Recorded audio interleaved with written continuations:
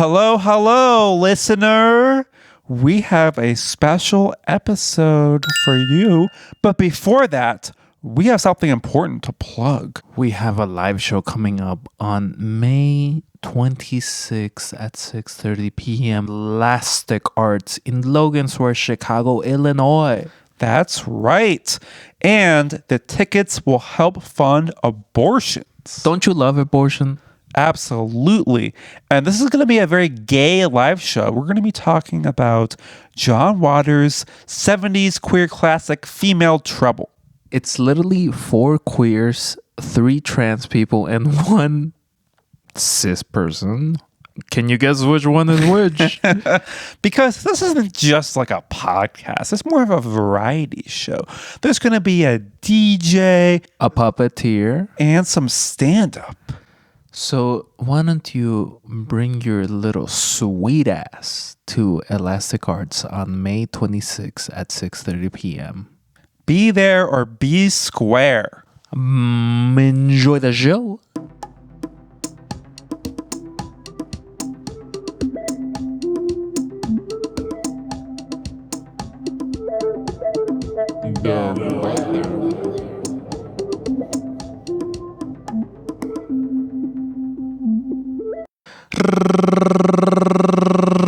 Welcome back to Dove Weather. Yeah, we're back, and you just heard our intro where we talked about our live show, which is 8 or fewer days away from when you're listening to this. So you better buy tickets, and we're going to talk about some of our feelings behind the live show in this episode. Yeah, the feelings of love, of hate, of anxiety and excitement and worry, as Jeff Rosenstock said. I can't help but feel like I don't really know what I'm doing in my 30s. Mm-hmm. Like, it feels like my 20s were all about having fun, being young, dumb, and full of spirit. Yeah, I feel like for me, my 20s, not all of them were about having fun. You know, part of it was like about like, oh, you got to get your college degree, and then you got to find a job, and then you got to make sure that you don't get fired. You ever been fired? No, I've never been fired. Ooh. Living cautiously. But yeah, I mean, of course, like with me, my life, I feel like the more important division than 20s versus 30s is being out as trans and not being out. And that happened in my upper 20s. And then I turned 30 pretty soon after I came out as trans. And yeah, I'm a few years older than you. So I've been in my 30s for a little bit longer, and I like it. Yeah. It's nice that we have like Gen X and a millennial here. No, I am a millennial and you're a cusper. Yeah, it's nice that we have a millennial and a Gen Zer here. Look, you can be a Gen Zer, but we all know that millennials are the best generation. That's so millennial to say. Oh my God, that's so millennial. I mean, the thing is that, you know, it's like Gen Z is more susceptible to the rightward turn. So, you know, it's like, but no, in reality, it's like no one generation is perfect. Like, we can't be like, oh, this generation is going to save us. You see this, Marcy? Can you tell the audience what I'm... You're pointing a finger gun at me. And can you tell me how many Harlem Shake videos you were in? Tell me right now. Tell me right now, millennial. I think technically 0. I mean, I wasn't like in a lot of videos. I was in 2. Okay. Yeah, I mean, I made Snapchats, but I wasn't dancing in them. So I think I'm safe from that. Welcome to Dove Weather. I am your Dove AP. And I'm your Dove, Marcy. Today, we're going to talk about Castration Movie 2. Or are we? Because this is a spiritual sequel to our Station 11 episode, where we didn't actually talk about Station 11 for most of the episode. Yeah. But this is still going to be on the test. Yeah, because that episode was a therapy episode for you, and this is going to be a therapy episode for me. This time, I'm the one lying down, because I definitely wasn't lying down for the other one. Call me Michel Foucault the way that I'm about to therapize. So yeah, why don't we start off by me talking about why this isn't a castration movie episode? Because she's been there and done that, Mr. That's Worldwide. right. Yeah, I feel like this ties in well with a joke that Ellie does and that maybe you'll get to see at the live show. Buy your tickets. Yeah, exactly. Buy your fucking tickets right now. Indeed. It was like around a week ago where I came to the conclusion, you know what? We talked about the possibility of doing a Marcy therapy episode, and I want to do it ASAP. And I do want to see both castration movies, but the first one's 4.5 hours, and the second one is 5 hours. And I kind of want to give them the space that they deserve. And I think my brain was just like, live show. The thing that I need to be focusing on creatively is the live show. And when I'm not focused on that, I need to be doing things that rest my brain. And watching a 4.5 to 5 hour movie isn't going to do that, especially with how busy my social life is. And listeners, let's just say this girl is deep in thought for the live show. I walked in, she had her legs crossed, she was floating at least 4 feet off the ground, eyes white, blindingly white, and I was like, oh, Marcy, are you ready to record? And then she said, silence. Exactly. You know, have to get in the right mindset 2 weeks early. I really do want to do an episode about Castration Movie. You know, I think Louise Weird is like a trans voice that I think is having a big impact on cinema right now, kind of in the same class as Jane Schonbrun. But I mean, I definitely want to give it the time that it deserves. And I think part of this is like it because we had the moment where we decided that the Station 11 episode would be more about you. I think it's going to help me to have an episode that's about me, even if it's not necessarily like the same type of reason why. You know, we talked about in the Station 11 episode about you starting a new medication and all the... I'm gonna hit you with the who care. Louise Ward is Canadian. And look, we're American. Yeah. So let's start with the first question, an international question. Why haven't you opened up the Strait of Hormuz?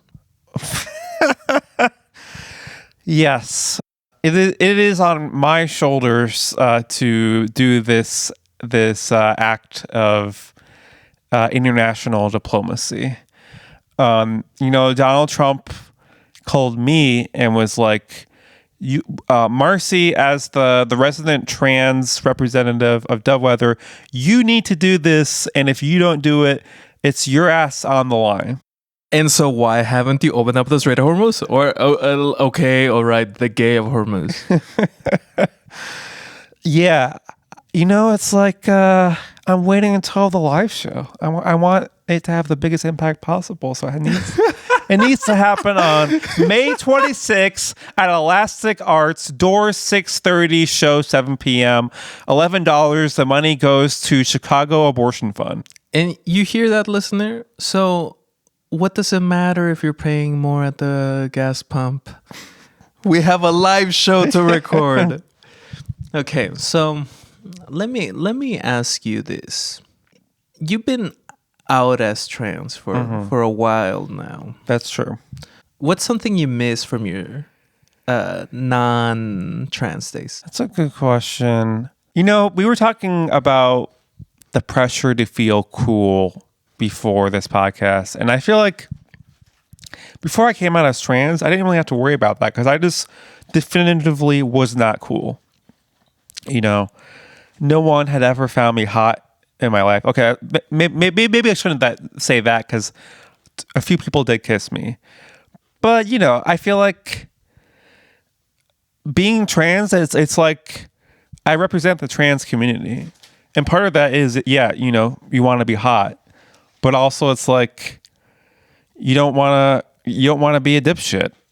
You don't want to for some people I am like the trans person they know. So there is some pressure to be like represent the community, and it's like, you know, no one person represents the community, but sometimes I do feel that pressure. So what you miss is not feeling the pressure? Yeah. I know a lot of trans people. And that's purely through happenstance. Look, once you get accepted by one trans person, that's like tumbleweeds. Like the rest of them show up. But once you get rejected by one, we'll all, you know, flicker away immediately. Never been rejected by a trans person. I'm going to say it. I'm an ally. But like, you feel the pressure to be cool because you're trans now? Well, I think the good news is that like it's much easier to be cool when you're trans. So it's not like it's like shit, I need to be cool now. It's more like, oh yeah, I am cool now, and now I can never lose that coolness. I feel like I have never known anyone to say that you're like uncool. So I guess whatever you're doing it right. Yeah.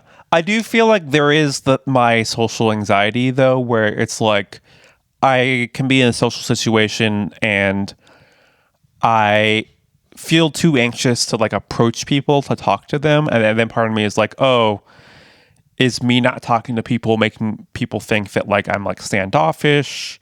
So I feel like there is like that level of like me worrying that like I'm not being social enough for a situation, but I feel like I just try to be patient and be like, you know, sometimes it can take months or even years in order for people to really get to know me, and that's okay. And you see, in Castration Movie Part 2, Best of Both Worlds. No, I'm just fucking around. I guess, has anybody told you you're uncool? I feel like you're gonna tell me no, but I feel like being told you're uncool is not exactly a verbal like designation. Well, you know, I think the answer is no, but I want to reverse this a little bit. Has anyone ever told you that you're uncool? Of course not. Yeah, so I'm the coolest guy in the room. So I'm definitely the coolest guy in this room. I mean, Nomi's here, so I don't know about that. But that ain't, hardly a guy. Hardly a guy. Nomi transcends genders, even though she's a woman. That's how cool she is. She's Gen Z like me, though. She's actually Gen Alpha. She can fuck herself. Gen Alpha. She's so Gen Alpha that she's just sleeping through this podcast recording. Maybe cool isn't like the best word, but in the improv scene, I do worry that like I'm not good at the chit chat afterwards, except for like talking to the people who I've been in class with. Because I know that the people who I've been in a class with want to talk to me, but everyone else, I'm like, I don't know. But of course, it's like any minor interaction I have with people, it's usually people saying like, oh, you did a good job today. So it's like, you know, I think it is a type of thing where it's just going to take time, because I've lived this before. I lived this with political organizing. I mean, I was like, I feel like 2019 through 2023, that was like when I was really into political organizing. But like, I didn't really find people who I was friends with until 2021. So it took me a couple of years. Of course, part of that was like, I didn't come out as trans until 2021. Until this Mexican eagle stopped swirling around in the sky and swoop. I mean, I don't think you were my first friend, but yeah, I mean, you were definitely an important one. Write that down, listener. Write that down. I think like in the past, oftentimes I've become friends with people. I mean, like political organizing, it was because like I showed up consistently and I like did the work. You know, I would like take on tasks and people are like, oh yeah, Marcy's awesome. She filled out that spreadsheet. You know, she showed up for that protest. I think there's like a type of thing where it's like, I'm also trying to become less of a people pleaser. So, you know, I think like in my current state, I'm trying to let things happen naturally. I was gonna say, yeah, you're all naturals. I still feel like you're dodging the question. Okay. I still feel like you're dodging the question. You have never been told, Marceline, I don't want to be friendaline with you. Not since I came out as trans, but maybe, this is like what the classic therapy move of like, oh yeah, when you were younger, what did you experience? And it's like when I was younger, I was definitely not cool. I was like a nerd. Girl, what do you think you are now? I mean, I'm a nerd now, but like, I'm a sexy nerd now. I wasn't a sexy nerd then. Hey, yo, listener, write that down. Yeah, I mean, when I was younger, I had my group of friends, but like, yeah, in high school, it's like all the nerds hang out with each other. No, not all the nerds, but like some of the nerds. And yeah, it's like we all had our own little cliques. So yeah, I don't know. I'm trying to connect the past with the present, but who even knows? I don't look. I've been someone who's been rejected a lot, like a lot, like a lot. Mm-hmm. And so, like, I'm kind of immune to being rejected. I kind of don't care if someone doesn't think I'm cool or thinks I'm cool, which is the coolest thing you could do. And so, like, I ask you this, and the thing is, like, I just think a lot of people like you because you're like an easy person to get along with. Mm-hmm. And I struggle to imagine anyone who doesn't like you. Mm-hmm. That isn't like because of like some category you fit into. Yeah. But that, I say you're dodging the question because I think no matter how easy you get along with somebody else, like there's still people that dislike you. But I think you and I live this life of a very catered life. Like, not, you and I were both very capable people socially. And so, like, we don't keep people we don't like around. Mm-hmm. Yeah. And it's interesting because we've been in situations lately where someone is like, oh, Marcy, you're extroverted like me, and our partners are both introverted. And I'm like, I guess like compared to them maybe, but I feel like I'm kind of like in between extroverted and introverted, and I see yourself as more extroverted than I am. Yeah, you're one hundo millo thouso hundo %. You go out of your way to talk to people in a way that I definitely do not. You're like, hey, I like that brooch. That brooch? What's a brooch? Someone needs to rewatch Devil Wears Prada. No, I'm just kidding. That word just popped into my head, and I was like, I'm going to use it. Look, brooch aside, what do you wish people understood about a trans femme? This is tough. I feel like in order to talk about this, I'm going to talk about something that happened recently with our all-star guest, Karen, where people were getting mad at her because she posted a clip from this podcast where she was talking about her experience as a bisexual and what she's experienced with lesbians, where like she can pull lesbians, but she tries to stay away from some lesbians because when they find out that she's bisexual, they get mad at her.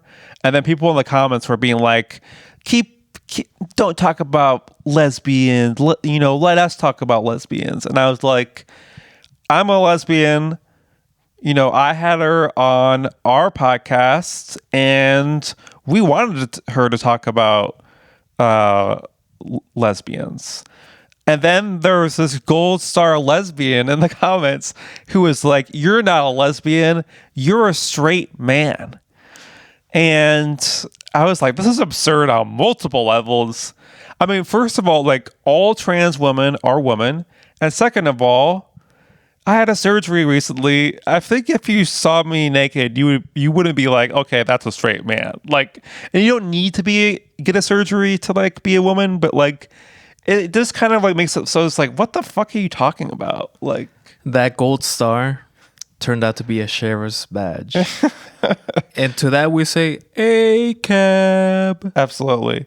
So I don't know if there's like any one thing where I wish people knew about trans women, because I feel like the good thing about trans women is we like to yap online. So you've probably already heard a bunch of things from trans women. So I don't really think like, oh, there's like this one thing that people don't know about us.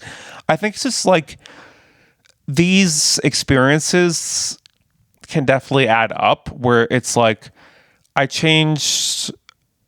Like I was like on a call with a customer service representative, and it was going well until the last second when she's like, "Thank you, sir," and it's like these things could definitely do add up. It's tough because like part of me feels this pressure of like, oh, do I need to take voice lessons so that people don't misgender me as much? But I don't want to have to like give in to. Okay, let me stop you there. I think you have a girly voice. Thank you. But like, what the fuck does that mean? Like, if I even asked you to put on a girly voice, do you even know what that would even entail? Oh, I do. That doesn't sound like a girly voice. That just sounds like a West Coast accent. Probably. I mean, I did take some voice lessons, and part of it was like, oh, you kind of have to like put on like, you know, try out like a Valley Girl voice, try out this type of voice. Part of the issue was like they said like, listen, you know, is there a voice that you're going for that you want? And it felt kind of icky for me to like try to decide like, oh, I want to sound like Katie Gavin, or I want to sound like this person. Like I like having my own distinctive voice, but I don't know. It's like I am attracted to like feminine trans femme voices. But Katie Gavin isn't even like from the West Coast. She's from like Chicago suburb. The Chicago suburbs. Yeah, which would make it even better. It's like, yeah, I'm stealing valor from someone from close by. So shout out to Muna's new album. This is the first episode we've recorded since it came out. Have you listened to it? You call yourself an ally and you haven't listened to it? I'm an ally to like the trans community, not the lesbian community. Okay. Can you even imagine? I don't even know if I am doing a Valley Girl accent. I just say like as part of my normal diction. I famously am not good at doing accents, although I did make a lot of people laugh at one of the improv jams when I was playing an Australian character. Drop it. Drop the accent right now. Well, crikey. Oh, crikey. The character I was playing wasn't actually Australian, but someone told me it's a whole thing. I've been feeling the call of the infinite lately. That sideways 8. How does the call of the infinite appear in your life? I feel like being trans is like being part of the infinite. Is everything trans with you? Yes, everything is trans. Girl. Everything is trans. How trans that TV right now? All right. And don't let it glow. Beep, boop. This is the TV. I am trans now. That did it. How does the call of the infinite appear in your life? I think I'm going to do a jargon trap on you. And I know that phrase may be triggering, but explain what the call of the infinite is. You want the glossary or something? like what is not like sensible of the call of the infinite here? Are we like dividing something by 0? I'm saying like I don't want to define it like that. That talk about feeling like a loser. Well, that allows not cool. me to like have whatever definition I want. This is how I know I'm not neurodivergent.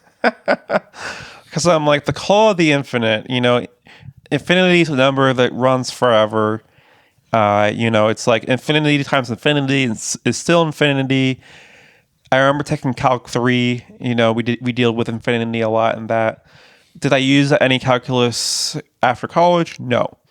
Maybe this is why I took Calc 3 for this moment right here.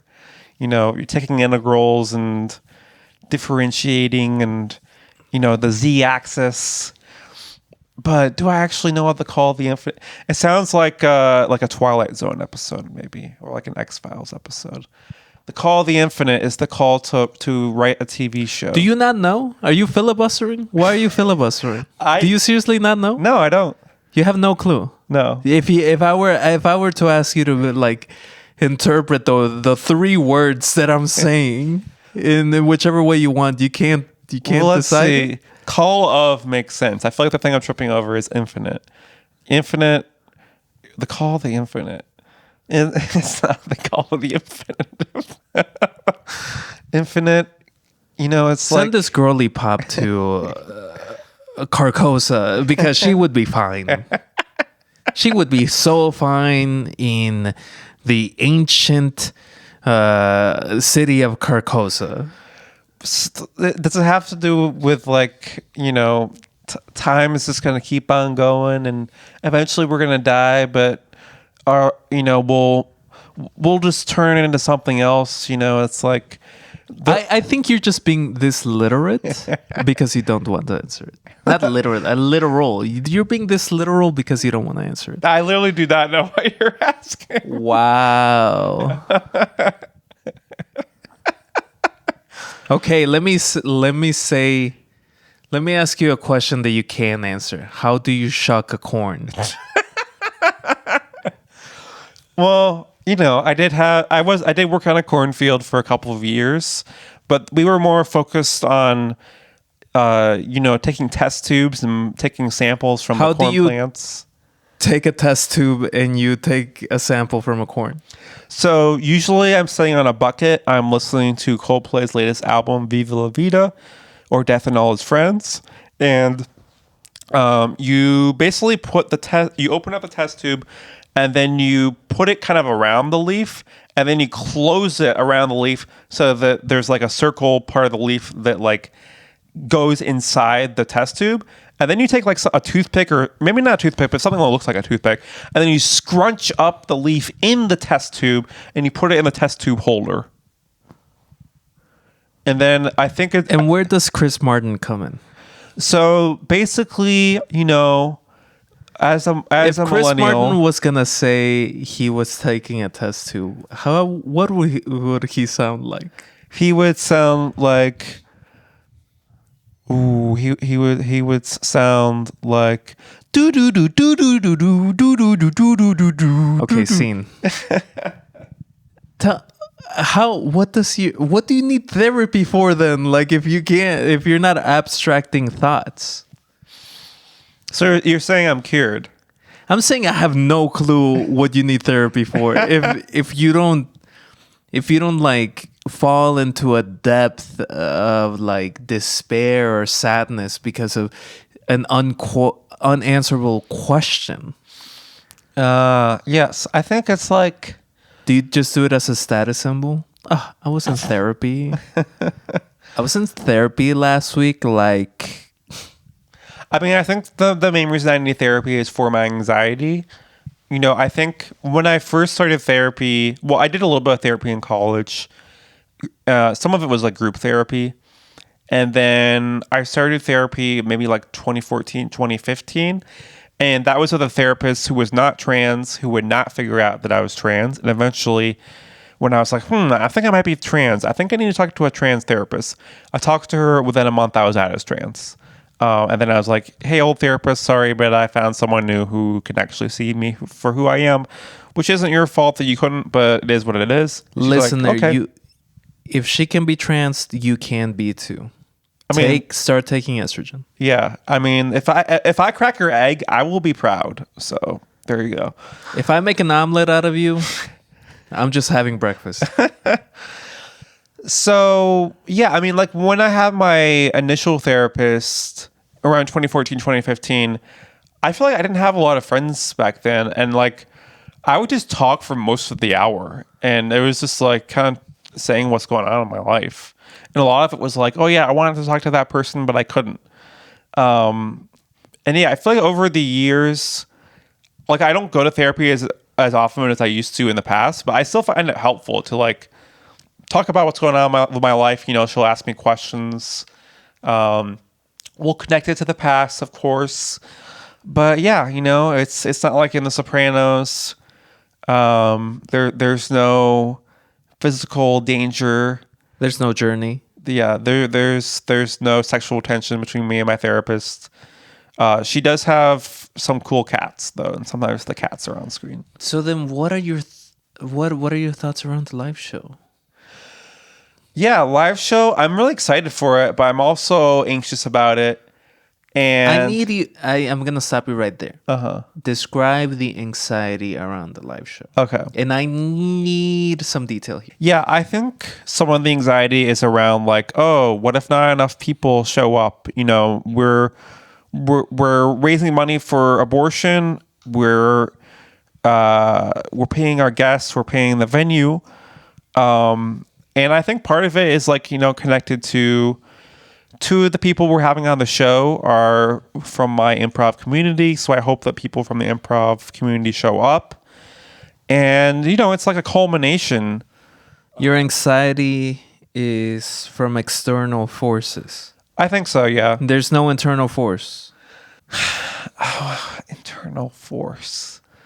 I feel like that's a good question of like, when is my anxiety internal versus external? You're filibustering. I feel like oftentimes I don't know the answer to a question, and then I try to talk in order to reach that answer. Well, you're talking to the wrong bitch for that. Well, okay. I guess my question would be, what are some internal anxieties you have? And then I can see if I have other internal. I have zero anxiety around this live show. I just want to have it. Yeah. What is an internal anxiety for me? It's a great question if it was a therapy episode for AP. What is an internal anxiety within I am allowed to you? Uno reverse, so I would say that the internal anxiety for me is like, are my senses correct? Am I able to interpret the information that is coming within me, from the outside into me, like sound, light, temperature, texture, touch, all that stuff? Am I interpreting it correctly? Is there something wrong with my brain or my soul that would make me not interpret temperature correctly, or like touch correctly, or the smell of something correctly? And an internal anxiety, sure, might involve the outside, but what it is ultimately something that is coming from me and about me. I went to school for communications. yeah. Meanwhile, I went to school for computer science, so I'm trying to beep boop my body into giving answers that make sense. I think, I mean, maybe it's like, I think I do have some anxiety around like, oh, do I have enough knowledge of like queer movies of John Waters to be able to like say smart and funny things about this movie? This is the first John Waters movie that I've seen. I haven't seen a ton of like 70s queer movies. So I do think there is like, I think that is a factor for me. Does that count as internal anxiety? Well, you're looking for a grade on your answers? Well, you seem very pressed about like, oh, you don't have any internal anxieties. So now I feel like I need to come up with one to like, you know, answer your question, I guess. Honestly, the reason why I'm asking is because I know I would ask you, has anyone said anything about attendance in your improv community in whole? Has anyone said anything about that? And I know the answer is going to be a 2-letter word, and it ain't Spanish. I mean, the good news is it's the same in both languages, I guess. So therefore, I'm saying you're filibustering because you're not telling me where the actual anxiety is coming from. But where do you think the actual anxiety is coming from? What do you think this is? How many Uno reverse cards do you have? At least this Uno reverse is still about me. Excuse me, one reverse card. Well, like it's coming from inside you clearly, because the guest and the opener have, I'm gonna go ahead and assume, have never said, hey, I dislike you, Marcy, and if there isn't at least 20,000 people in the venue, I'm gonna feel like it's a waste of time. And I'm gonna go ahead and assume that expands to everyone that you know, because most of the people that you know are very supportive. So in other words, the anxiety is coming from within. And you are filibustering, so I need you to tell me where that anxiety is coming from.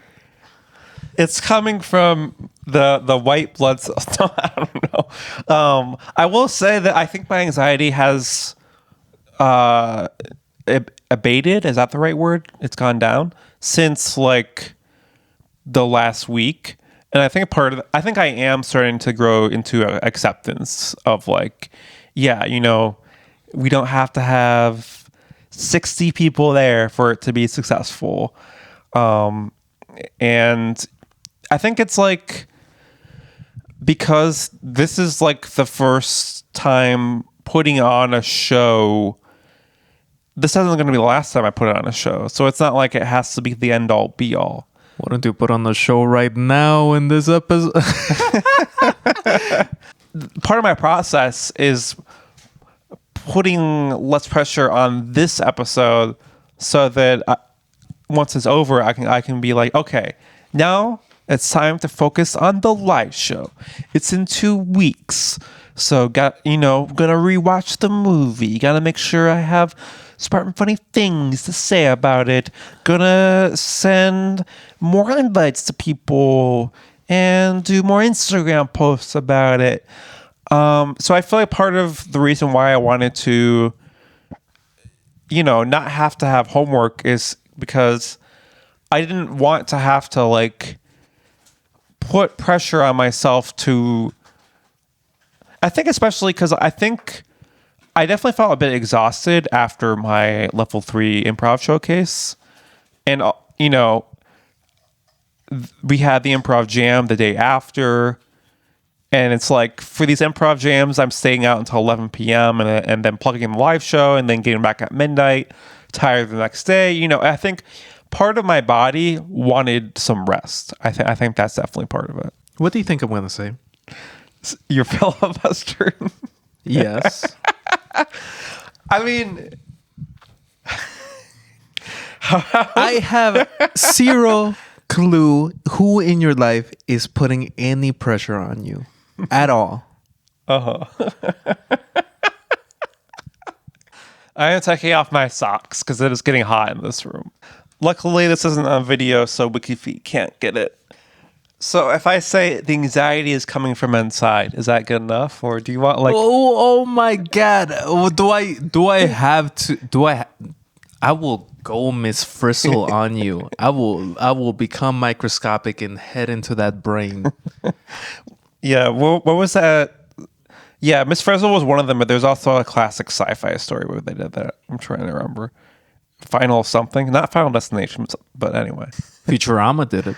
True, they did do it. Yeah, I think it's was that Luck of the Fry Fish? Lost in Space, I think, might have done it.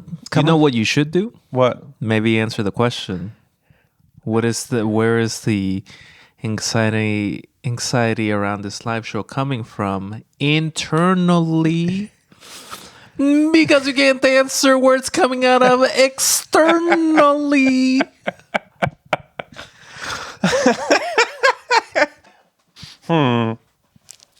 If only I knew the answer. Internally. You know what? I'm gonna take a break. I'm gonna hope that I figure out the answer by the time I get back. We are back. We had a very productive break. There was some singing. Marcy pooped. No. She dropped a big old dump. I did some journaling. We did some talking. Yeah. And, we didn't solve everything, but I feel like we're in a better place than we were before we ended the break. One thing I want to say is that I think part of the anxiety is around ticket sales. So please buy your tickets. We know that we're going to get a bunch of people buying tickets day of, as it gets closer. I know that people are waiting for paychecks, but I think it will ease some of my anxiety. If people buy some tickets, we're going to put on a good show, and a lot of the money is going to go towards abortion fund. So yeah, that will be great. I'm going to be honest with you, listener. If you don't buy a ticket right now, I'm going to be sad. And you don't want to see me sad. Exactly. Yeah. The only person who should be sad is the people who can't go for legitimate reasons. Because you're going to miss the best live show of the year. If you were to not be there, I think that makes sense. It just, there's going to be a lot of abortions that don't happen because of that. So, Exactly. So what's up? What's up? Are you going to switch your political affiliation to Republican already, or what's up? Yeah, so many people depend on Chicago Abortion Fund for their abortions. People from out of state, and demand for abortions is going up and up as this horrible government continues to strip away our rights. And what do? Stand up, fight back, fund abortions. Yeah. The only reason why you wouldn't buy a ticket right now is because your name is John Roberts or Clarence Thomas. Yeah, we're going to have the rest of the Supreme Court justices there. I hope they enjoy jokes about John Waters being gay. John Waters is gay. That'd be really funny. I mean, I will say that our co-hosts confused John Waters with the guy who made. When I say co-host, I mean co-hosts of the live show, not my handsome co-host right here. Confused it with the creator of the Breakfast Club, but no, this is gay as fuck. That's right. Marcy, what have you been busy with?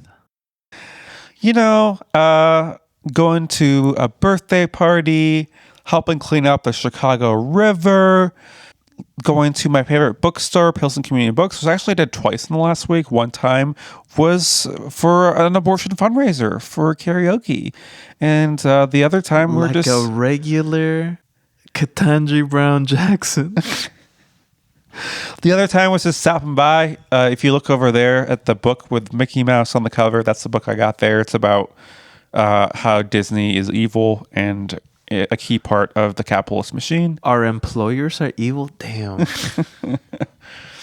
Oh, no. Now we're going to not get the Mandalorian and Grogu crossover. I totally forget that movie's coming out this year. It's coming out like this week, I think. And to be honest, it shouldn't. Yeah, I agree. So yeah, it's been very busy. Had Mother's Day on Sunday. Had a nice little brunch there. I've been watching Australian Survivor. That's the thing that I've been watching to ease my anxiety. But I finished the season, so yeah. I mean, also I'm going to be preparing for the ATX TV festival in Austin that I go to every year. Got to watch some TV for that. So, got a live show in 2 weeks. So definitely staying busy as hell. I danced for like an hour and a half by myself in my garage. Yeah, I mean, that is pretty gay. Cause I'm dancing on my... I'm dancing on the wall. Yeah, exactly. But yeah, I'll just say that I've got some dates lined up, so things are looking bright over here. But I know that you're staying celibate, so I respect your decision, even though I know that you're like, June is coming up. I want to be gay as fuck. You have any idea how much I want to dive into some bussy this Pride? No, you don't. Well, Because you hate do, men. You do talk about it, but yeah, Not enough. I'm sure the level of horniness exceeds the verbal word. Listener, every time I talk about being gay, Marcy like grips my throat and throttles me, and I'm like, I'm sorry. I turn into RFK. Can't hear about it, but she will absolutely turn me into the authorities. What a dystopia where like lesbian sex is allowed, but a homosexual sex in between men isn't. Uh-huh. I guess we live in that dystopia right now. Yeah, definitely. Judith Butler talks about this in Gender Troubles. Ooh. There you go. No, I'm just Hing around. Uh-huh. But yeah, I mean, I'm looking forward to Pride Month. I'm taking a break from my improv classes, not taking any classes during the summer. So I'll be able to be very gay in June. I feel like improv is very spiritually heterosexual. Well, I mean, one thing I like about the long form jam that we do is that the first montage is for femmes and queers only. So straight men are not allowed on stage for that part. Wow. Yeah. Well, I wouldn't be. I would be allowed, or maybe not allowed. You'd be allowed, yeah, because you're queer. They would be like, they would pull up a rubric. I would answer 20 questions, and they would be like, "Sorry, sir, you need to sit down." Sir, you haven't had gay sex in a handful of months. You gotta sit down. You have gained your heterosexuality again. Yeah, here's your 1 year celibate sticker. You have become I've been celibate so long. I've become heterosexual. I've just become a guy. Just become a guy in the 2020s, not getting laid. But yeah, I mean, I'm ready to have a very gay summer. Of course, I'm in my 30s, so I am budgeting one big dance party for June. I don't know if I have more in me than that. Wow. But there's plenty of gay things to do. But that's because she's bad at budgeting. Okay? Like that's bad. That's because she's bad with money. Look, 99% of my money is going to Muna concerts this year. At 1% can go to the dance floor. You're like you're gonna buy a van and you're gonna follow Muna like they're the fish of our generation. So I've unfortunately found out that there are toxic Muna fans who wear diapers and go to all their shows and buy all their ADA seating even if they're not disabled. You know what? If you're following Muna around like that, yeah, check this out. You are disabled. There was like this post on the Muna subreddit, which I unfortunately have to say I've been looking at a lot this last week. Yeah, you don't have to say that. About these people.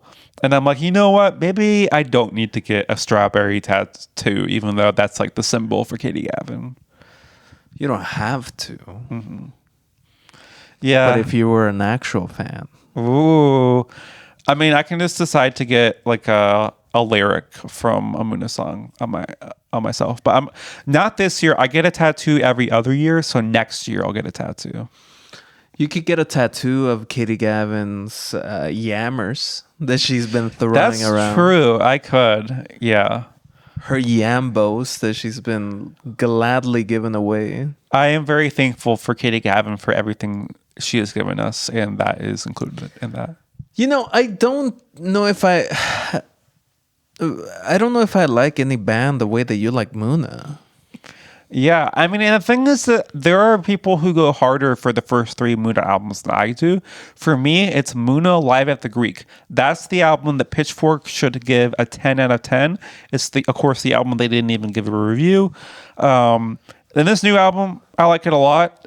Does it hold a candle to Live at the Greek? No, nothing does. But that's why I'm saying them live, because I have a good feeling that these songs live are going to be amazing. And you know, I love Dancing on the Wall. I think some of the other songs like are growers, like So And What. Not showers. Yeah, So What, when the first time I listened to it, I was like, huh. But now I'm like, okay, yeah, I love So What. Big Stick, that's their political song. That's the song that they use to raise money for families in Gaza. Great song. I'm a fan of Mary Jane. I'm a fan of On Call. I'm still warming up to East Side Girls. It's a fun song. I like the We Didn't Start the Fire part, but like, it's not a song I love yet, but ask me again after I've seen them live, and we'll see what happens. Rank all 3 Muna members from least to most hot. I refuse to do that because that would be anti-feminist of me. I'm not gonna rank them. Final answer. Okay. Yeah, they're all hot. Okay, well, let me say this. Josette, what's up?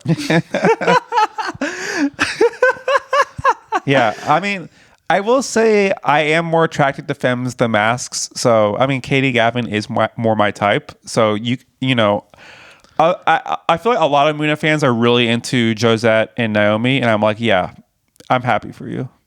Thank you. Yeah. Thank you. Toxic positivity. Josette's girlfriend is extremely hot. So, you'll have to fight her. You know, I'll become a girlfriend for Josette. Uh-huh. Well, they have a lyric in East I got Side the long Girls hair for it. where it's like, fuck, she's not monogamous, which kind of implies like, yeah, I mean, I don't think Josette's looking for multiple girlfriends. I don't think I could do ethical non-monogamy. Mm-hmm. It's just... you could do it unethical non-monogamy, though. No. I can't do that either. Unless... Uh-huh. Unless you twist my arm.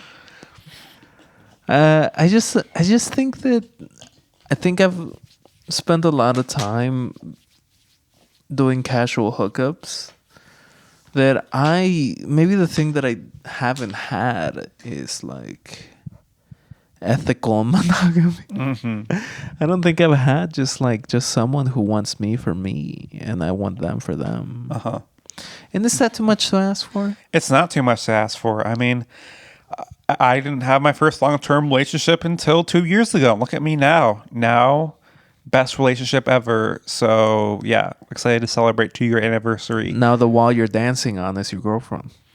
Exactly. And I hope for the same thing for you. It's like I didn't find someone who loved me for who I am romantically until after I was 30, so maybe the same is going to be true for you. She says this a lot to me. Yeah. She's like, hey, little gay boy, maybe you'll find someone later in life. Yeah. Well, she doesn't deny it. I mean, yeah, it's true. As someone who figured out she was trans when she was almost 30, you know, I'm very pro people like getting to like major life things like later in life, and it's like, hey, 30 isn't even that late. We're gonna live to be 90. We're only a third of the way through our lives. This is the person saying this who is in denial that her cat's gonna be dead in 10 years. I was never a twink, so I can't go through twink death. Mm-hmm. If anything, I'm like a phoenix. Every handful of years I come back from the dead, stronger, brighter. Yeah, you're like hornier. The X-Men character, except you're not gonna like ruin the franchise. It's not Phoenix's fault that all of the movies that focus on her are bad. Nobody is just like staring at me right now. Like, what is going on here? I would say that like this last year, you know, I don't really talk about it, about why I wanted the celibacy year. Mainly because it's nobody's fucking business. Mm-hmm. But really the reason why I want to do it is because I've spent a lot of time like yearning. And as a Mexican, I'm born to yearn. As a homosexual, I'm born to yearn. And like, I just wanted a year where like I threw that shit aside. But I don't know what happened when I turned 30. There was a switch in my mind that just went into overdrive. That flipped and I went into overdrive with just being horned the age up. And I It's so unfair. It's so unfair, Marceline. It's so unfair. Where am I supposed to put this energy? Into my little podcast? Into my little puppets? Oh. Well, does celibacy stop you from, doing some self-pleasure? Is that included in Let's take a break. No, just fucking. This is just a joke that Trixie and Katya do a lot in their podcast. Nice. Katya was on Dropout recently. Very important people. But yeah, hope Katya's doing all right. If I answered the question about whether or not I self-pleasure, would you believe me if that self-pleasure came about through holy means, through being on my knees? Like self-suck? Whoa. I got too much of a punch for that. Yeah. Well, okay, what about you? You slamming that clam? Oh, yeah. Every day. Absolutely.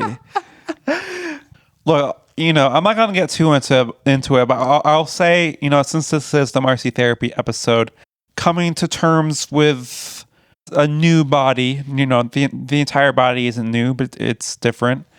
It takes some time to really... You're saying all you need is a breeze, and you're like, Scott Summers, Actually, no. Kind of the opposite. Oh, you need a... What about dancing on your own in your own garage? I mean, say that to my face. That's not sad. It's just gay. But Say gay. it to my But in face. my opinion, gay is good. So you're good in my book. It's a preview of the live show, but that Female Trouble is a world where it's like gayness is the norm. So that we try to create the same feeling in Dove Weather. But yeah, you know what? If you really want to hear my thoughts on self-pleasure, you'll have to subscribe to the Patreon. Because, I'm trying to be vulnerable, but there's some things that I got to have boundaries around. Let's just say there's not a hammer big enough for that. You know what I'm talking about, listener. You know what I'm talking about, boy. Oh! And public transportation has been underfunded for too long. Sure. And we need a radical change in this country. And people like Soran Mamdani are correct when they say we need to have free, clean, and responsive public transit. Am I right? You are right. Can I get an amen? Amen. A woman. A non-binary.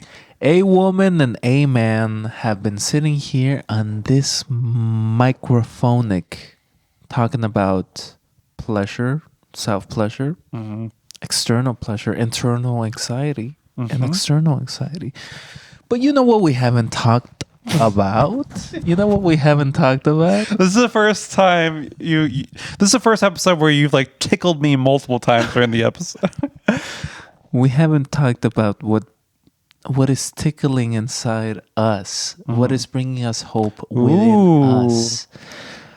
Marceline, what's bringing you hope or any good positive emotion? You know what? I gotta just go with what's in my heart, and that's Muna. I'm gonna see Muna in concert this year, and I'm really excited because I saw Muna when they were at Pitchfork a few years ago, and I saw Katie Gavin twice when she was touring for her solo album. And I think, I've been seeing a lot comments jokes about oh, now I don't have to kill myself because Muna put out new music. Yeah. And I'm not quite at that level, but I do think that among Muna superfans, there is this feeling of they've given us something to dance to, something to listen to that raises our spirits. We feel seen and heard, and we love to see and hear Muna. And I really look forward to seeing and hearing Muna live in concert with my lovely girlfriend and some of my friends. So that's what's giving me hope right now. Ooh. And that's nice. I have, in fact, maybe if I was to guess, I would say maybe I've spent maybe 3 or 4, maybe even up to 5 hours in conversation about Muna with you. Mm-hmm. So I know very well that this is a real love for you. Mm-hmm. Yeah. And it's interesting because speaking of late bloomers, I feel like I'm kind of somewhat of a latecomer to Muna, where Silk Chiffon, I think that was the song that made me pay attention to them. And it's not even in my top 10 Muna songs. But, I was a Phoebe Bridgers fan, and it's oh, okay. One of my friends sent me a picture of them with Muna 10 years ago. It's some people have really been at this. But I love that Muna is accepting of, both the new and the old fans. You can really hear that on Muna Live at the Greek. Thank you so much for listening to Dove Weather. You can find us at everywhere. When I say everywhere, I mean Instagram and TikTok and Bluesky, although we haven't really been posting as much there. Bluesky fucking sucks. Oh my fucking God. I have felt better when I don't look at Bluesky. I will say that. Honestly, even when there's big news that happens, I go to Bluesky and I'm just why is Brian Tyler Cohen in this bitch talking about the Democrats need to straighten up and provide a real answer to the Strait of Hormuz being closed, when we know that Marcy's keeping it closed.